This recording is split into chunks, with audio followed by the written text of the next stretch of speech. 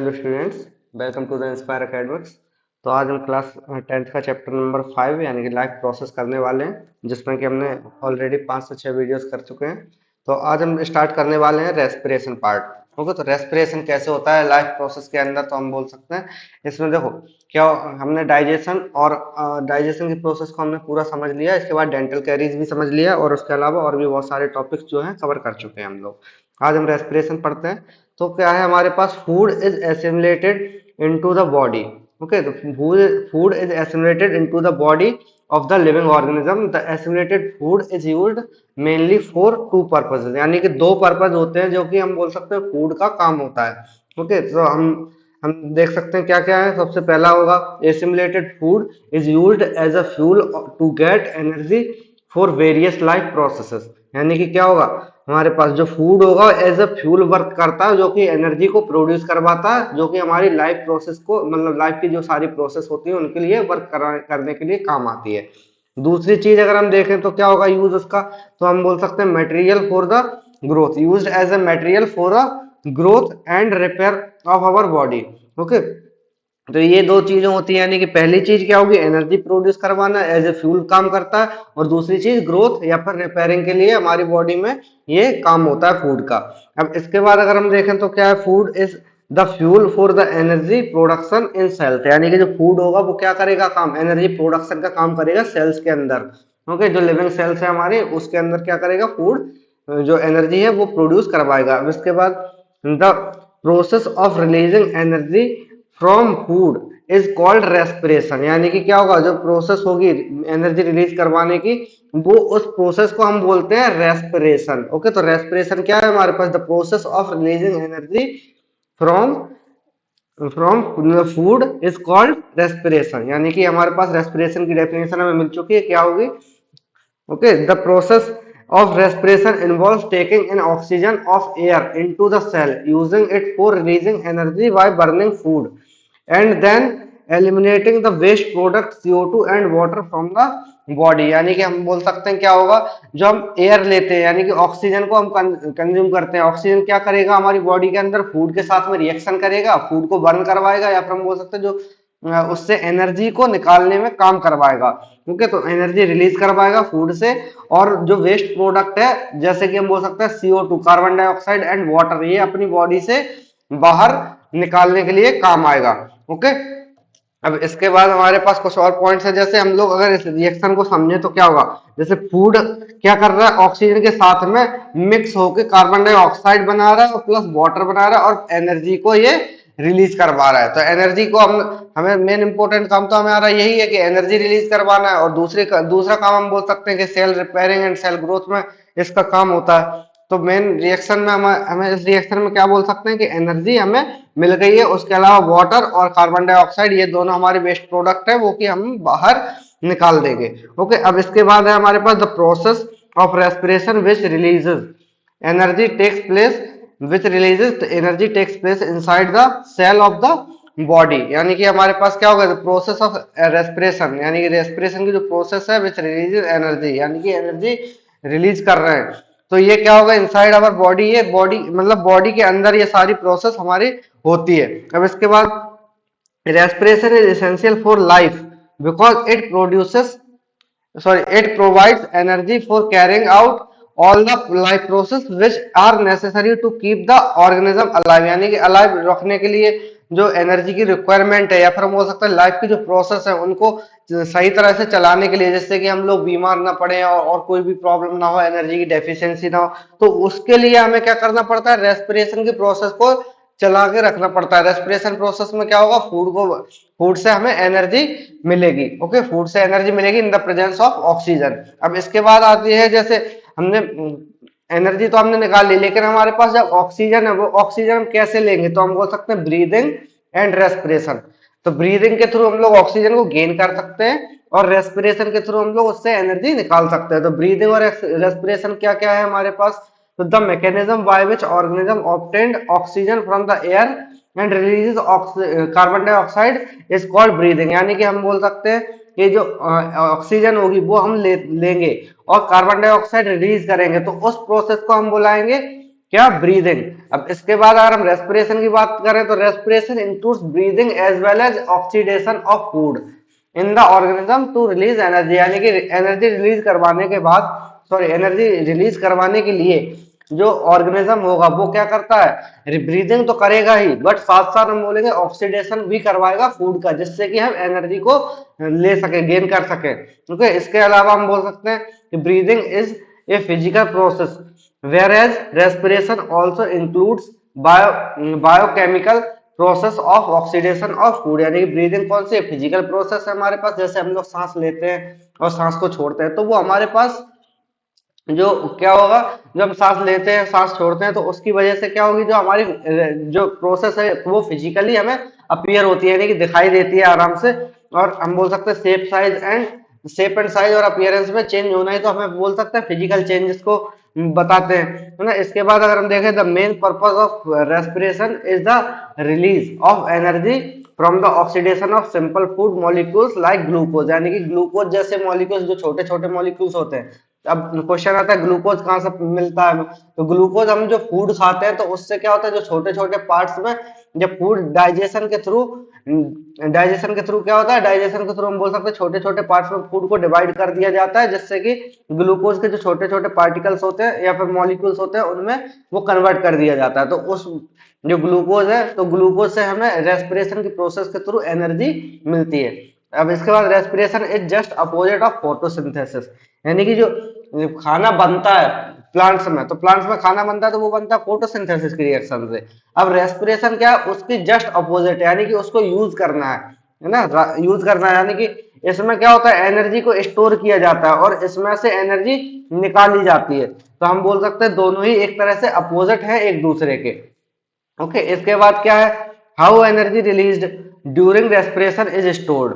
Okay, तो मतलब कि एनर्जी कैसे, जो स्टोर्ड एनर्जी है वो कैसे रिलीज होगी अगर हम रेस्पिरेशन करते हैं उस टाइम पे, तो हम बोल सकते हैं the energy produces during respiration is stored in the form of ATP molecules, यानी कि एटीपी एडिनोसिन ट्राइफॉस्फेट, ये जो मॉलिक्यूल्स होते हैं इसके फॉर्म में हमारे पास एनर्जी रिलीज होती है in the cells of body. और इसमें जो सबसे ज्यादा फंक्शनेबल चीज होती है वो होती है माइटोकॉन्ड्रिया, है ना। माइटोकॉन्ड्रिया सेल ऑर्गेनल से एक हमारी बॉडी के अंदर प्रेजेंट होता है, सेल के अंदर प्रेजेंट होता है, जो कि इस प्रोसेस में काफी हेल्प करता है, यानी कि एटीपी की प्रोडक्शन में ये हेल्प करता है और उसे ही powerhouse of the cell भी कहा जाता है। अब इसके बाद जो हमारी यूनिट्स है एनर्जी की, जो एनर्जी हमारे पास बॉडी के अंदर बन रही है वो उसकी कुछ डिफरेंट दो टाइप की यूनिट्स है। सबसे पहली यूनिट है एडीपी, जिसे हम बोल सकते हैं एडिनोसिन डाइफॉस्फेट, तो इसमें हम बोल सकते हैं दो मॉलिक्यूल ऑफ फॉस्फेट जिसमें जुड़े हुए होते हैं। और अगर हम एटीपी देखें तो एडिनोसिन ट्राइफॉस्फेट, यानी कि इसमें क्या होगा, तीन तीन यूनिट हम निकाल सकते हैं यूनिट को, और 3 यूनिट निकाल सकते हैं इसमें एनर्जी की, और इसमें 2 यूनिट ऑफ एनर्जी निकलती है। इस टाइप से हम इसको रिलेट कर सकते हैं डाई एंड ट्राई को, ये सिंपल वे है। ओके, तो इस टाइप से हम समझ सकते हैं इसको कि हमें कैसे कौन कौन सी दो टाइप हो गए हमारे पास, एक एडीपी और दूसरा एटीपी। तो अब इसके बाद है inorganic phosphate are also present in the cell, यानी कि इनऑर्गेनिक जो फॉस्फेट होगा वो भी बॉडी के सेल के अंदर प्रेजेंट होता है। The energy released during respiration is used to make ATP molecules from ADP and inorganic phosphate, यानी कि जो हम बोल सकते हैं तो एनर्जी जो रिलीज होती है रेस्पिरेशन के प्रोसेस के थ्रू, मतलब during the respiration process, okay, तब क्या होगा, एटीपी रिलीज होती है और एडीपी भी रिलीज होती है एंड इनऑर्गेनिक फॉस्फेट भी हम बोल सकते हैं फॉर्मेशन होता है यहाँ पे। तो हम बोल सकते हैं एडीपी प्लस फॉस्फेट, अगर एडीपी में हम एक फॉस्फेट ऐड कर दें और प्लस एनर्जी दें इसको तो एटीपी का फॉर्मेशन होता है। और अगर हम इसी प्रोसेस को उल्टा करना चाहे तो उल्टा भी कर सकते हैं, जैसे कि एटीपी से हमने एडीपी बना लिया, एडीपी प्लस फॉस्फेट और प्लस एनर्जी यहाँ से हमने रिलीज करवा दी। तो हम इस टाइप की प्रोसेस को मतलब उल्टा भी कर सकते हैं और दोनों तरफ से ये प्रोसेस चलती रहती है। ओके, अब हम देख सकते हैं इसमें क्या नेक्स्ट पॉइंट है हमारे पास, the energy equivalent to 30.5 kilojoule per mole, यानी कि ये 30.5 kilojoule per mole is release in this process, यानी कि ये जो प्रोसेस होगी एटीपी से एडीपी का फॉर्मेशन हो रहा है उसमें, तो हम बोल सकते हैं 30.5 किलोजूल पर मोल ये प्रेजेंट होता है। The energy released by ATP is use to carry out all the endothermic reactions taking place in the cell, यानी जो एंडोथर्मिक रिएक्शंस हो रही होती है बॉडी के अंदर वो सारी रिएक्शंस हम बोल सकते हैं कि क्या होगी, एटीपी की जो रिलीज होती है, जो एनर्जी रिलीज होती है, वो एंडोथर्मिक रिएक्शन को करवाने के लिए रिस्पॉन्सिबल होती है। इसके बाद हमारे पास जैसे एक नोट है, इंपॉर्टेंट चीज है, तो ADP can be converted to ATP by absorbing energy, यानी कि एडीपी क्या होगा, उसको एनर्जी को एब्जॉर्ब करना पड़ेगा, और उसके साथ साथ हम बोलेंगे जो फॉस्फेट ग्रुप है उसको भी अटैच करना पड़ेगा, तब वो एटीपी में कन्वर्ट होगा।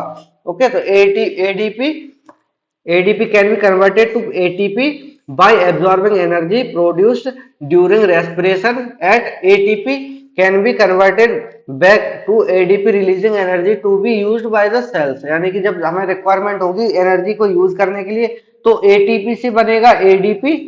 ओके, और अगर हमें क्या करना है, अगर हमें करना है कि स्टोर करके रखनी है एनर्जी, अभी रिक्वायरमेंट नहीं है, तो ये प्रोसेस एडीपी से एटीपी की तरफ ऐसे चलती जाती है। ओके, तो दोनों तरफ से ये रिएक्शन रिवर्स भी मतलब रिवर्सेबल टाइप की रिएक्शन है, एडीपी टू एटीपी और एटीपी टू एडीपी, दोनों टाइप से ये रिएक्शन चलती रहती है। ओके, तो this ensure continuous supply of the energy of to the organism. ये क्या करता है हमारे पास, ये एकदम इंश्योर कर देता है कि ये जो ऑर्गेनिज्म है, लिविंग ऑर्गेनिज्म है, उसके पास एनर्जी कंटिन्यूअसली सप्लाई होती रहे। ओके, इसके बाद हम देखते हैं the energy stored in ATP is used by the body cells for various purposes like contraction of muscles, conduction of nerve impulse, synthesis of protein and many other activities related to the functioning of cells. In fact, ATP is known as energy currency of the cell, यानी कि हम यहाँ से क्या समझ सकते हैं, energy currency ATP को ही बोलते हैं। ओके, और हम पावर हाउस किससे बोल रहे हैं, पावर हाउस बोलते हैं हम माइटोकॉन्ड्रिया को। ओके, अब अगर हम देखें तो ये पॉइंट क्या बताना चाह रहा है, जैसे हमारी जो इम्पल्स होती है, मतलब कि जो हार्ट बीट वगैरह हो गए या फिर जो भी नेचुरल चीजें जो कि हमें सरवाइव करने के लिए चाहिए, वो सारी प्रोसेस को एटीपी एनर्जी प्रोवाइड करती है, मतलब एटीपी के फॉर्मेशन, एटीपी के फॉर्म में एनर्जी प्रोड्यूस होती है और वो प्रोवाइड करती है एनर्जी को, तो जिससे कि हमारी जो लाइफ प्रोसेसेस है वो चलती रहती है। लाइफ प्रोसेस में जैसे हम बोल सकते हैं इम्पल्स और सिंथेसिस ऑफ प्रोटीन्स हो गए और बहुत सारी एक्टिविटीज जो कि हमें बिल्कुल रेगुलेटरी हमें चलाना पड़ता है, और हम बोल सकते हैं जो बॉडी का टेम्परेचर उसको भी मेंटेन करने के लिए एनर्जी की रिक्वायरमेंट होती है। ओके, अब इसके बाद हमारे पास है जैसे ग्लूकोज इज क्या है, ग्लूकोज C6H12O6 है, it is 6 carbon atom compound, यानी कि ऑर्गेनिक कंपाउंड है हमारे पास C6H12O6। It is simple food which is oxidized in the cell of the organism during the respiration, यानी कि इसी से हम बोल सकते हैं जो एनर्जी है वो रिलीज करवाई जाती है रेस्पिरेशन की जब भी प्रोसेस होती है। Okay, the oxidation of glucose to pyruvic acid is called glycolysis, यानी कि जो ऑक्सीडेशन की जो प्रोसेस होगी ग्लूकोज की, पायरुविक एसिड बनता है, यानी कि ग्लूकोज किस में कन्वर्ट हो रहा है, ग्लूकोज हम बोल सकते हैं पायरुविक एसिड में, पायरुविक एसिड में ये कन्वर्ट हो रहा है। तो पायरुविक एसिड में जैसे कन्वर्ट होता है तो इस प्रोसेस को हम बोलते हैं ग्लाइकोलिसिस। ओके, अब इसके बाद it occurs in the cytoplasm of the cell, यानी कि cytoplasm of the cell not in mitochondria, यानी कि ये प्रोसेस जो होगी वो माइटोकॉन्ड्रिया में नहीं होगी। ओके, तो माइटोकॉन्ड्रिया में क्या होता है, स्टोर करके रखी जाती है एनर्जी को, लेकिन माइटोकॉन्ड्रिया जब भी ये प्रोसेस होगी तब क्या होगा, ग्लूकोज ये साइटोप्लाज्म में होगी, तो साइटोप्लाज्म हम बोल सकते हैं जैसे ये हमारा अगर सेल है और ये न्यूक्लियस है, तो साइटोप्लाज्म इधर पे पूरी चारों तरफ से ये फिल होता है। ओके, अब हम देखते हैं क्या आगे, cytoplasm not in A mitochondria, one molecule of glucose on glycolysis produce two molecules of the pyruvic acid, और हम बोल सकते हैं पायरुवेट। ओके, तो हमारे पास जो एक मॉलिक्यूल होगा ग्लूकोज को का, वो दो मॉलिक्यूल पायरुविक एसिड्स के फॉर्म करता है। Okay, pyruvic acid is a 3 carbon atom compound, it is also pyruvate, it is also called pyruvate, यानी कि इसे हम पायरुवेट भी बुलाते हैं, और जो कि 3 कार्बन मेंबर का कंपाउंड है। ओके, 3 कार्बन इसमें होते हैं, जैसे ग्लूकोज में 6 कार्बन प्रेजेंट है वैसे इसमें 3 कार्बन प्रेजेंट होते हैं। The fate of pyruvate formed during respiration depends on whether oxygen is present in the cells or not, यानी कि क्या है, fate of pyruvate form during respiration, यानी कि रेस्पिरेशन के रिएक्शन के दौरान हम बोल सकते हैं क्या, पायरुवेट एसिड जो बना हुआ है वो क्या करेगा, डिपेंड करेगा whether oxygen is present in the cell और नॉट, यानी कि जो रिएक्शन में हम बोल सकते हैं ऑक्सीजन प्रेजेंट है या फिर नहीं है। If oxygen is not present in the cell then pyruvate is completely oxidized to carbon dioxide and water. यानी कि जब भी हम बोल सकते हैं कंप्लीटली क्या हो जाएगा, अगर ये ऑक्सीजन प्रेजेंट है हमारी बॉडी के अंदर तो क्या होगा, हमारा पायरुवेट एसिड, पायरुविक एसिड जो होगा हमारा वो ऑक्सीडाइज हो जाएगा, कार्बन डाइऑक्साइड फॉर्म कर लेगा प्लस वाटर में ये बन जाएगा। और फिर हम बोल सकते हैं and a lot of energy is produce in the form of ATP. यानी एटीपी फॉर्म में क्या होगा, ये जो रिएक्शन है मतलब जो एटीपी के फॉर्म में जो एनर्जी है वो प्रोड्यूस हो जाएगी। ओके, अब इसके बाद हमारे पास lactic acid is also the 3 carbon atom compound, it is also called lactate. तो ये हमारे पास क्या होगा, जैसे हमारे हमारे पास कैसे होगा, ये बोल सकते हैं क्या होगा कि लैक्टिक एसिड जो है, लैक्टिक एसिड क्या होता है जब हम लोग एनएरोबिक रेस्पिरेशन करते हैं। अभी आगे देखो टाइप्स ऑफ रेस्पिरेशन में हम वही समझेंगे। तो लैक्टिक एसिड भी एक तरह से एक कंपाउंड होता है, जैसे कि पायरुवेट है तो वैसे ही लैक्टिक एसिड भी कंपाउंड होता है। तो वैसे हम बोल सकते हैं क्या होगा उसकी वजह से, तो उसी की वजह से हम बोलेंगे क्या, लैक्टिक एसिड का भी फॉर्मेशन होता है। यानी कि 3 कार्बन का ये लैक्टिक एसिड है और 3 कार्बन का ही कंपाउंड जो है वो पायरुविक एसिड भी होता है। लेकिन क्या होगा, पायरुविक एसिड कब फॉर्म होगा, हम बोल सकते हैं जब भी ऑक्सीजन प्रेजेंट होगी, और अगर ऑक्सीजन की अब्सेंस है तो फिर लैक्टिक एसिड का फॉर्मेशन होगा। ओके, अब हम समझ लेते हैं टाइप्स ऑफ रेस्पिरेशन। तो रेस्पिरेशन के 2 टाइप होते हैं बेसिकली। अगर हम बात करें in the presence of oxygen, तो in the presence of oxygen हो गया तब हम बोलेंगे एरोबिक रेस्पिरेशन। और अगर प्रेजेंस नहीं होगा, एरोबिक मींस विद एयर, यानी कि एयर के साथ में जब भी रिएक्शन होगी तब हम बोलेंगे उसको क्या, एरोबिक रेस्पिरेशन, यानी कि ऑक्सीजन की प्रेजेंस में ये रेस्पिरेशन हो रहा होता है। अब हम देखते हैं क्या ग्लूकोज। तो ग्लूकोज क्या हो रहा है, ग्लूकोज ग्लाइकोलिसिस प्रोसेस के थ्रू जा रहा है, यानी कि साइटोप्लाज्म में ये रिएक्शन हो रही है और फिर ये पायरुवेट में कन्वर्ट हो रहा है। यानी कि एक मॉलिक्यूल हमने ग्लूकोज का लिया था और 2 मॉलिक्यूल ऑफ ग्लूकोज हमने यहाँ पे गेन कर लिए। अब इसके बाद ये क्या होगा, जब पायरुविक एसिड क्या होगा, क्रेब्स साइकिल में जाएगा। अब ये क्रेब्स साइकिल होगी माइटोकॉन्ड्रिया में और इन द प्रेजेंस ऑफ ऑक्सीजन। तब क्या होगा, कार्बन डाइऑक्साइड फॉर्म होगा प्लस वाटर फॉर्म होगा प्लस 38 एटीपी। ये याद रखना कि कितने एटीपी प्रोड्यूस होते हैं क्रेब्स साइकिल के बाद। ओके, यानी ग्लाइकोलिसिस और क्रेब्स साइकिल के बाद हम बोल सकते हैं 38 एटीपी ये हमारे फॉर्म होते हैं।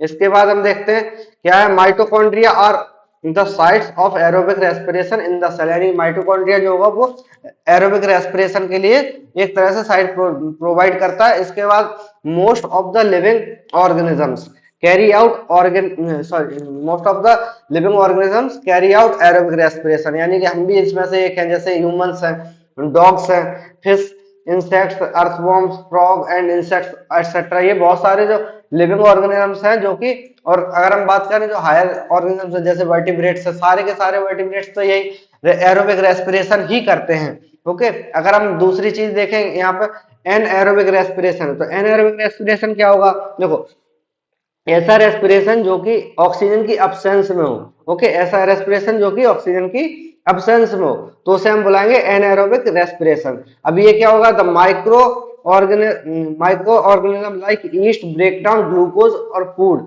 Into ethanol. क्या होगा, उसमें क्या बन रहा था, CO2 यानी कार्बन डाइऑक्साइड बन रहा था। इसमें क्या हो रहा है, उसमें वाटर बन रहा था कार्बन डाइऑक्साइड के साथ में। इसमें क्या हो रहा है, हम बोल रहे हैं कि इथेनॉल बन रहा है and carbon dioxide and releases energy. यानी कि क्या हो रहा है, यहाँ पे इथेनॉल का फॉर्मेशन हो रहा है प्लस कार्बन डाइऑक्साइड बन रहा है और कार्बन डाइऑक्साइड के साथ साथ हम बोल सकते हैं एनर्जी रिलीज हो रही है। बट मेन डिफरेंस क्या है एरोबिक और एनएरोबिक में, तो जो एरोबिक रेस्पिरेशन था हमारे पास उसमें फॉर्म हो रहा था क्या, वाटर। और अगर हम एनएरोबिक की बात करें तो क्या हो रहा है यहाँ पे, एनएरोबिक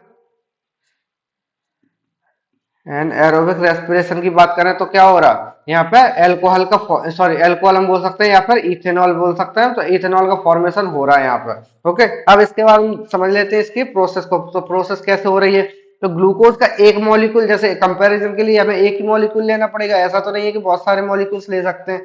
वहां पे एक लिया था तो है ना, तो एक मॉलिक्यूल हम ग्लाइकोलिसिस की प्रोसेस करवाएंगे साइटोप्लाज्म में, तब पायरुवेट बनेगा। पायरुवेट के कितने, 2 मॉलिक्यूल्स बन गए। यहां तक तो प्रोसेस सेम है। अब हम आते हैं in the absence of oxygen. तो जब भी हम अब्सेंस ऑफ ऑक्सीजन करेंगे तो फर्मेंटेशन की प्रोसेस हो सकती है ईस्ट में। ओके, तो ईस्ट में क्या होता है, फर्मेंटेशन की प्रोसेस होती है जो कि क्या करेगा, इथेनॉल का फॉर्मेशन कर दिया, यानी कि C2H5OH प्लस कार्बन डाइऑक्साइड बना दिया, और एटीपी इसने 2 बनाए हैं। ये याद रखना कि 2 एटीपी का फॉर्मेशन हो रहा है, वहां पर 38 एटीपी का फॉर्मेशन हो रहा था। बहुत बड़ा डिफरेंस इन दोनों के बीच में।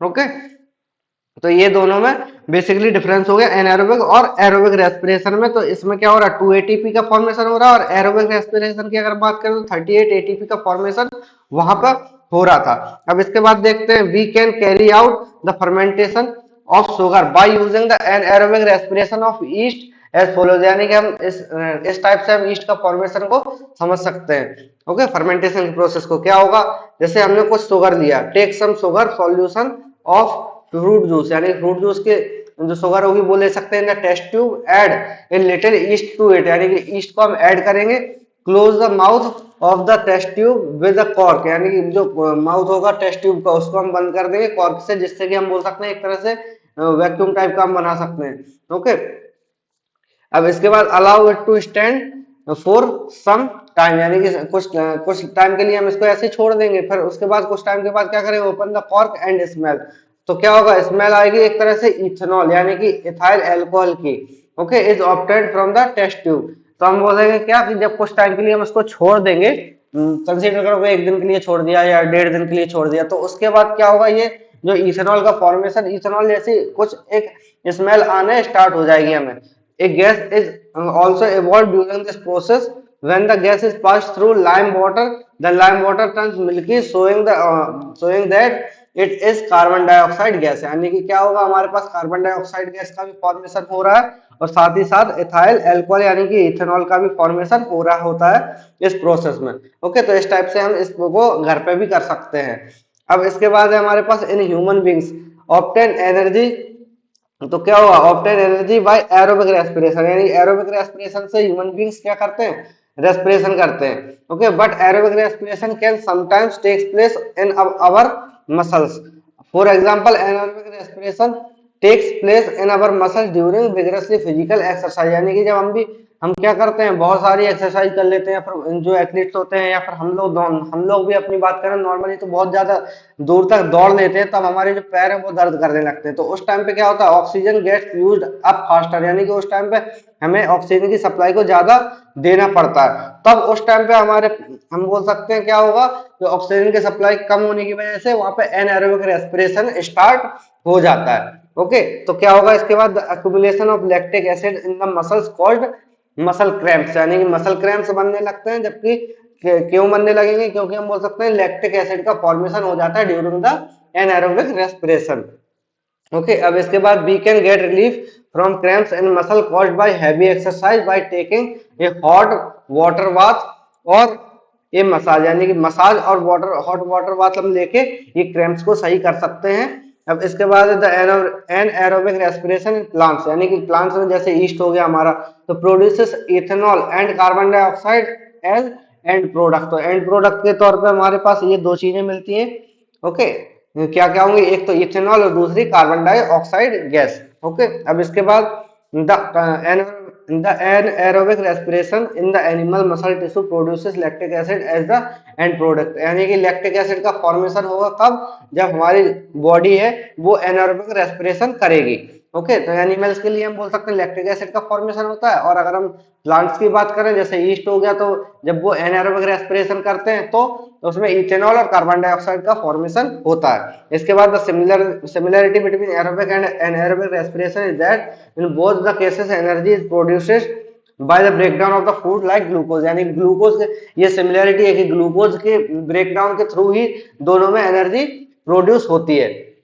ओके, तो एनर्जी प्रोड्यूस होती है दोनों ही प्रोसेस में। बट एक चीज याद रखना कि एरोबिक रेस्पिरेशन में और एनारोबिक रेस्पिरेशन में इसमें होता है 38 एटीपी फॉर्मेशन, और इसमें होगा 2 एटीपी का फॉर्मेशन एनारोबिक में। तो ये मेजर डिफरेंस होता है, बट एनर्जी दोनों में ही रिलीज होती है बाय द, बोल सकते हैं, breakdown of the food like glucose की तरह। ग्लूकोज जब भी ब्रेकडाउन होगा तब हमारे पास क्या होगा, एनर्जी रिलीज होगी।